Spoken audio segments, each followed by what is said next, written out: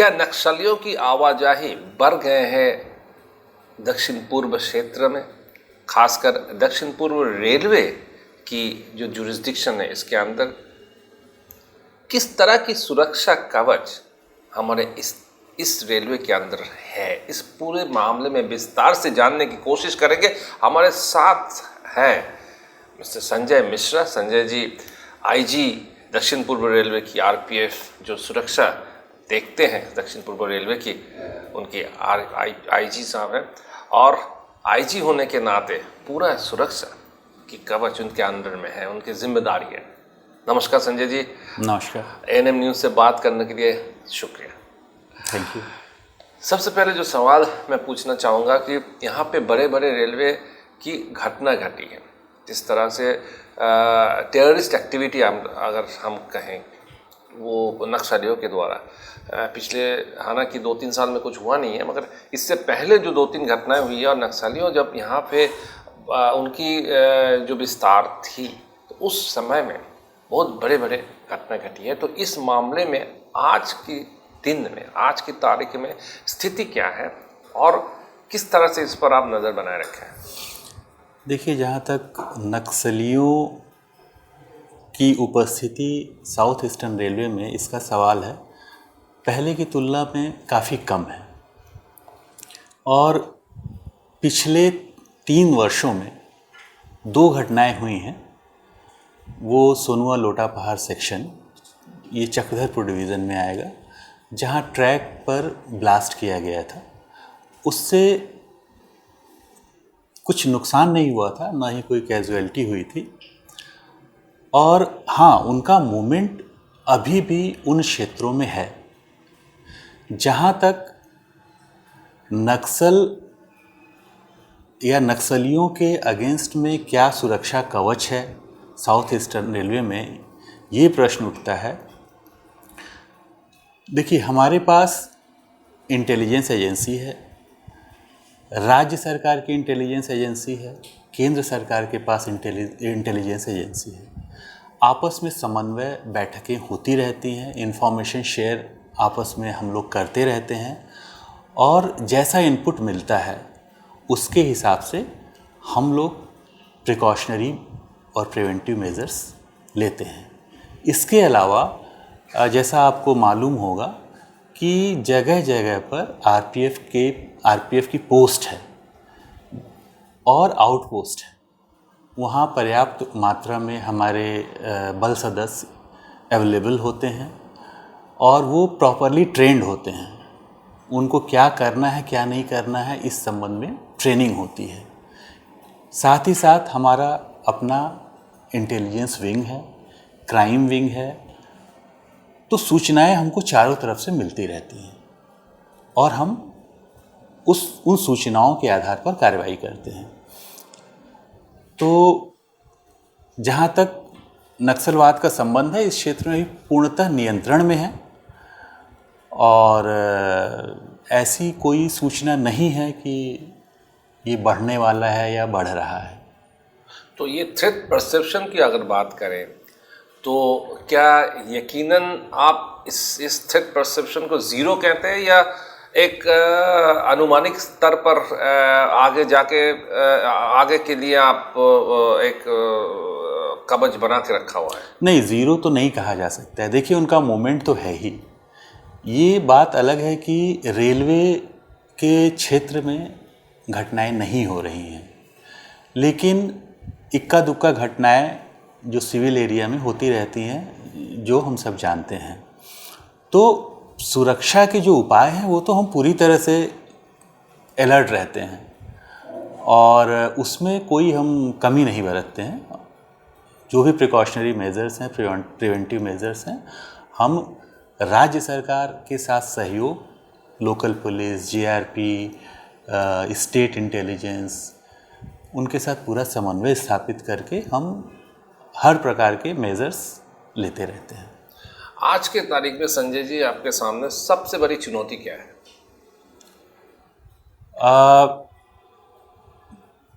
Railway में देखिए, south eastern railway, जैसा कि आपको मालूम है कि ये काफ़ी विस्तृत इसका क्षेत्र है, 3 राज्यों में फैला हुआ है, वेस्ट बंगाल, झारखंड और उड़ीसा। तो तीनों राज्यों की समस्याएं थोड़ी अलग अलग हैं। सबसे ज़्यादा इसका क्षेत्र वेस्ट बंगाल में आता है, उसके बाद झारखंड। वेस्ट बंगाल में करीब 39% जो इसका जुरिस्डिक्शन है साउथ ईस्टर्न रेलवे का, वो वेस्ट बंगाल में है। 37% के आसपास झारखंड में है, 24% उड़ीसा में है। वेस्ट बंगाल वाला जो हिस्सा है, वहाँ हमको जिन मुख्य समस्याओं का या चैलेंजेस का सामना करना पड़ता है, उसमें एक तो है इंक्रोचमेंट।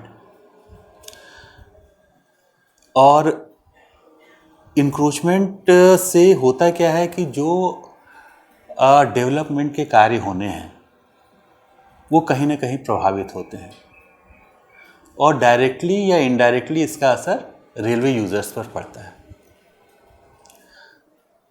उसी तरह से जैसे झारखंड एरिया है, वहाँ हमारा चैलेंज जो मुख्य है वो एक तो है ह्यूमन ट्रैफिकिंग और दूसरा है नक्सल, जैसा कि अभी चर्चा हुई। इसी तरह से जो उड़ीसा का क्षेत्र है, वहाँ भी जो एक समस्या है वो है ह्यूमन ट्रैफिकिंग और कुछ नक्सल। और इसके अलावा जो रेल रोको की समस्या है कि अपनी व्यक्तिगत समस्याएं या छोटी मोटी समस्याओं को लेकर आए दिन पब्लिक जो एजिटेशन करती है और रेल रोको करती है, वो तीनों राज्यों में कमोवेश मौजूद है ये समस्या। तो इसको संभालना आपके सामने बड़ी चुनौती है। इसमें आप एक चीज़ बोले, वो है कि ह्यूमन ट्रैफिकिंग। ये ह्यूमन ट्रैफिकिंग के खिलाफ आप किस तरह की कार्रवाई करते हैं और इसमें आप पब्लिक से क्या अपेक्षा करते हैं? देखिए, ह्यूमन ट्रैफिकिंग के लिए जो सबसे वल्नरेबल हमारे स्टेशंस हैं वो झारखंड में आते हैं, विशेष रूप से रांची और बोकारो भी है। इसमें हमारी टीम बनी हुई है। तो इसमें आप तो ज़रूर कहीं ना कोई लोगों को पकड़े हैं, तो किस तरह की ह्यूमन ट्रैफिकिंग की बात किया जा रहा है अभी? जी, इसमें क्या होता है कि बच्चे और लेडीज़, उनको कुछ न कुछ लालच देकर झारखंड एरिया से नॉर्दर्न इंडिया की तरफ या देश के अन्य हिस्सों में ले जाया जाता है। विदेश भी ले जा सकते हैं? विदेश भी ले जा सकते हैं, नेपाल जैसे या और भी। और वहाँ लालच तो कुछ और दिया जाता है कि वहाँ नौकरी मिलेगी या कुछ और लालच देकर ले जाया जाता है, और वहाँ ले जाने के बाद उनका शोषण होता है। तो राज्य स्तर पर भी कई टीम्स बनी हुई हैं उनकी अपनी, हमने भी अपनी टीम बनाई हुई है, और हम लगातार निगरानी रखते हैं ट्रेन्स पे, खासकर जो वल्नरेबल ट्रेन्स हैं, जो हमको पता है ये इस ट्रेन में ट्रैफिकिंग की संभावना है। और हमारी इंटेलिजेंस विंग जो है वो भी इन पे नज़र बनाए रखती है, और राज्य सरकार की जो एजेंसियां हैं उनसे सहयोग, आपस में इंफॉर्मेशन की शेयरिंग होती है, और हमने कई केसेस पकड़ा है। तो हाल में जो स्थिति है उसमें ह्यूमन ट्रैफिकिंग इस 2 राज्य में, खासकर उड़ीसा और बंगाल में, क्या बंगाल नहीं, झारखंड जी, तो इसमें क्या आपकी कार्रवाई के बाद थोड़ा कमी हुई है? और आप पब्लिक जो पैसेंजर जो जाते हैं ट्रेन में, उनसे आपका अपेक्षा क्या है? आप क्या चाहते हैं? अगर इस तरह की कोई घटना या कोई संदिग्ध चीज़ें वो देखे तो उनका क्या रवैया होगा? देखिए, जब हम कार्रवाई करते हैं, निश्चित रूप से घटनाओं पे अंकुश लगा है, लेकिन जो अपराधी हैं वो अपना मॉडस ऑपरेंडाई चेंज करते रहते हैं। हमने भी टेक्नोलॉजी का प्रयोग करके कोशिश किया है कि कैसे उनको पकड़ा जाए। जहाँ तक पब्लिक से हमारी अपेक्षाएं हैं, हम चाहते हैं कि उनको जहाँ भी शक हो, जहाँ ग्रुप में छोटे बच्चे जा रहे हैं और या लेडीज़ जा रही हैं, उनको थोड़ा भी शक है तो हमारा एक नंबर है 139, उसके माध्यम से वो हमारे सिक्योरिटी कंट्रोल को सूचना दे सकती हैं, या वो किसी रेल कर्मचारी को सूचित कर सकती हैं, आरपीएफ एस्कॉर्ट ट्रेन में चलता है उसको सूचित कर सकती हैं या जीआरपी को सूचित कर सकती हैं। हम त्वरित कार्रवाई करते हैं इस पर। जी, अब रहा एक दूसरा सवाल पूछना चाहूँगा, जानना चाहूँगा, इसमें ट्रेन में आरपीएफ की जो मौजूदगी होती है जी। उस पर कई सारे सवाल पूछा जाता है कि कितने सारे आरपीएफ हैं, काफ़ी कभी हमें ज़रूरत पड़ते हैं, कोई सुरक्षा की ज़रूरत पड़े तो आरपीएफ को हमने कैसे संपर्क करें। तो इस मामले में आरपीएफ जो ट्रेन के साथ चलती है उनके साथ कैसे संपर्क साधा जाए? देखिए, एक तो उनका फिजिकल मूवमेंट देख के, सामान्यतः 4 से 5 एस्कॉर्ट एक ट्रेन में चलता है।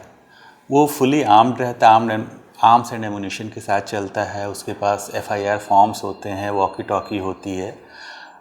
अब प्रश्न ये उठता है कि अगर ट्रेन तो लंबी होती है जी, आप अगर पीछे बैठे हुए हैं और एस्कॉर्ट नॉर्मली उनका बीट बटा होता है कि 4 डब्बे एक आदमी देखेगा, 4 दूसरा देखेगा, इस तरह से। उसके बाद भी अगर वो नहीं दिखाई दे रहे हैं तो आप 139 पे तुरंत संपर्क कर सकते हैं।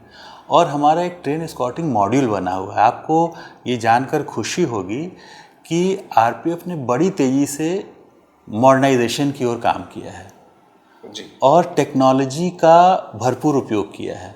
हमारे पास ये जो ट्रेन एस्कॉर्टिंग मॉड्यूल है, जैसे आप 139 पे संपर्क करेंगे और अपनी समस्या बताएंगे, आपकी कॉल यानी आप जो आपकी समस्या है वो सिक्योरिटी कंट्रोल को डाइवर्ट कर दिया जाएगा। जी, और उनके पास पूरी लिस्ट होती है एस्कॉर्ट की, उनके नंबर्स होते हैं। वो इमीडिएटली उनको कांटेक्ट करके और बता देंगे कि इस बर्थ नंबर पे पैसेंजर को ये समस्या, आप तुरंत अटेंड करिए। अगर किसी कारण से उनसे संपर्क नहीं भी हो पा रहा है, हो सकता है नेटवर्क ना हो या कुछ, तो जो इमीडिएटली आसपास के जो पोस्ट हैं उनको सूचित कर देते हैं। जी। जैसे ही ट्रेन रुकती है वो तुरंत कार्रवाई करते हैं। तो चलते हुए पैसेंजर अगर कोई मुश्किलों का सामना पड़े जी, तो तुरंत 139 में 139 संपर्क करने जी, से वो उसमें चले जाते जी, हैं। जी। और एक सवाल जो उभर कर सामने आता है वो है कि रिजर्व कोच में अनरिजर्व पैसेंजर, जी। ये एक बड़ी समस्या है।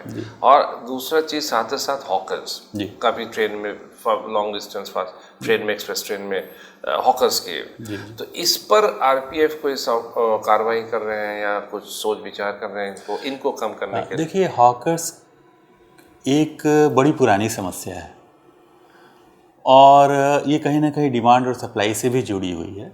लेकिन जहाँ तक साउथ ईस्टर्न रेलवे का प्रश्न है, ये समस्या बेसिकली हम फेस करते हैं वेस्ट बंगाल में। झारखंड और उड़ीसा में ये अपेक्षाकृत कम है। बंगाल सेक्शन में बड़े ऑर्गेनाइज्ड इनके यूनियन बने हुए हैं और कार्रवाई करने पे रिएक्शंस भी होता है इनकी तरफ से।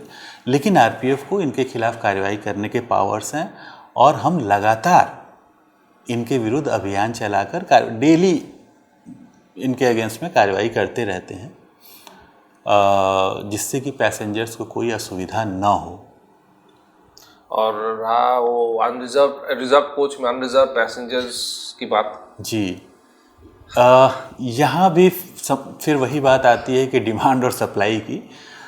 होता क्या है कि कई बार पेनल्टी पे करके, जैसे मेरे पास एक टिकट है, मैं स्लीपर में चल रहा हूँ, टीटी ने ईएफटी बना दिया तो अब मैं ऑथराइज हो गया उस कोच में चलने के लिए। तो कई बार यह भी कारण होता है और कई बार पर कानूनन कुछ कार्रवाई नहीं हो सकती है इनके खिलाफ। अगर उनको पेनल्टी लेके उस डिब्बे में परमिशन दे दिया गया है चलने का, तब तो कानूनन कार्रवाई नहीं की जा सकती है। अदरवाइज उनके अगेंस्ट में एक्शन होता है। जब भी हमको 139 के माध्यम से कई बार बहुत फ्रीक्वेंट इस तरह की सूचना आती रहती है और हम इस पर त्वरित कार्रवाई करते हैं। क्योंकि अभी मानना ये है, पैसेंजर्स के साथ बातचीत करने के बाद या फीडबैक जो आ रहे हैं, ये मानना ये है कि कई सारे ऐसे लोग जो चढ़ जाते हैं डिब्बे में, रिजर्व पैसेंजर के डिब्बे में, और ये सब पेनल्टी पे करके रह जाते हैं, वो सामान चोरी करके निकल जाते हैं, रात में सो जाते हैं पैसेंजर्स, तो उसी समय यही लोग चोरी करके, ये एक जो फीडबैक है जो आ रहे हैं फीडबैक, तो उसी वही मैं बिल्कुल इससे इनकार नहीं किया जा सकता कि अगर अनरिजर्व जिसका रिजर्वेशन नहीं है वो चढ़ गया है, फिर पहचानना भी बड़ा मुश्किल होता है। अगर किसी पैसेंजर का रिजर्वेशन है तब तो ठीक है, उसका नाम पता सब कुछ अवेलेबल होता है, लेकिन कोई ऐसा व्यक्ति जो टिकट लेके रिजर्व कंपार्टमेंट में चढ़ा है वो कहाँ उतर रहा है, उस पर निगरानी रखना बड़ा मुश्किल होता है। तो अगर ये कंप्लेंट है तो ज़रूर इसमें यानी कुछ सच्चाई होगी, लेकिन हम लगातार प्रयास करते हैं। बहुत सारे केसेस हमने पकड़े हैं और देखने में ज़्यादातर आया है कि जो ये काम करते हैं वो प्रोफेशनल्स ही हैं। तो उसका लिस्ट बाकायदा आपके पास हमारे पास उनका डोजियर भी है, और जब पकड़े जाते हैं तो हम सारी पोस्टों पे इंफॉर्मेशन दे देते हैं कि उनके यहाँ कोई केस है। बेसिकली केस रजिस्ट्रेशन तो जीआरपी करता है, लेकिन हमारे पास भी सारी इन्फॉर्मेशन होती है और हम सबको सूचित करते हैं कि हमने इस अपराधी को पकड़ा है, इस मामले में पकड़ा है। अगर आपके यहाँ कोई ऐसा केस हो तो आप पूछताछ कर सकते हैं। जी। तो आज के तारीख में दो बड़ी बात आपने कही है कि 139 का इस्तेमाल ज़्यादातर किया जाए, खासकर पैसेंजरों के लिए जो ट्रेन में सफ़र कर रहे हैं। सफ़र करते हुए अगर कोई संदिग्ध चीज़ें देखें या कुछ समस्याओं का सामना करना पड़े उनको, तो 139 का तुरंत इस्तेमाल करें। साथ ही साथ आरपीएफ हमेशा पैसेंजर के साथ है। बिल्कुल, ये एक एश्योरेंस संजय जी आज हमारे साथ बातचीत करते हुए दिए कि आरपीएफ हमेशा पैसेंजर के साथ है। कोई समस्या सामना करना पड़े तो तुरंत आरपीएफ के लोगों ऑफिसर के साथ संपर्क किया। इसमें कोई संदेह नहीं। और हम जो आरपीएफ स्टाफ है उसको सॉफ्ट स्किल ट्रेनिंग भी उनकी कराते हैं कि पैसेंजर के साथ कैसे बिहेव करना चाहिए, किस भाषा का प्रयोग करना चाहिए, कैसे किसी सिचुएशन में रिएक्ट करना है। एटीट्यूड हमेशा सकारात्मक होना चाहिए, पॉजिटिव होना चाहिए। कभी कभी मैं उदाहरण देता हूँ कि अगर कोई पैसेंजर आपके पास आता है, कहता है कि टॉयलेट में पानी नहीं आ रहा है, तो हो सकता है आप ये भी कह सकते हैं कि मेरा काम नहीं है, टीटी से शिकायत करिए, लेकिन ये नकारात्मक एटीट्यूड होगा। सकारात्मक एटीट्यूड तो ये होगा कि आप उससे कहिए श्रीमान मैं आपकी मदद करता हूँ। आप फ़ोन निकालिए, सिक्योरिटी कंट्रोल को इन्फॉर्म करिए, सिक्योरिटी कंट्रोल अपने कंसर्न डिपार्टमेंट को सूचित कर देगा और वो समस्या का समाधान हो जाएगा। जहाँ आपने पोलाइट लैंग्वेज में अच्छे से उस पैसेंजर से बात की है, उसकी आधी समस्या का समाधान तुरंत हो जाएगा। बाकी सिक्योरिटी कंट्रोल और दूसरी चीज़ें बाकी बची हुई समस्या का समाधान कर देंगे। तो उनको प्रॉपर ट्रेनिंग, ब्रीफिंग ये सब दी जाती है।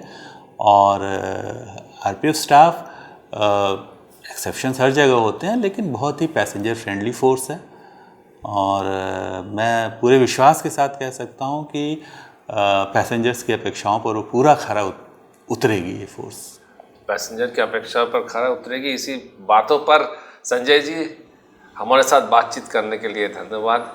और आगे जाकर आपसे और इस तरह की और इंटरेस्टिंग खबरें आपसे लेते रहेंगे, मगर इस बार इतना विस्तार से आपने बताया और ख़ासकर पैसेंजरों की आवाजाही पर, पैसेंजरों की जो समस्या पर आपने इतना ध्यान दिया और एश्योरेंस दिए, उस पर धन्यवाद संजय। Thank you. आपने मुझे यहाँ बुलाया, ये मौका दिया कि मैं आपसे अपने विचार शेयर कर सकूँ। Thank you very much. नमस्कार, आप लोग देखते रहिए एएनएम न्यूज़ और आगे जाकर हम लोग और इस तरह के खबरें और साथ ही साथ इंटरव्यूज़ आपके सामने पेश करेंगे। नमस्कार।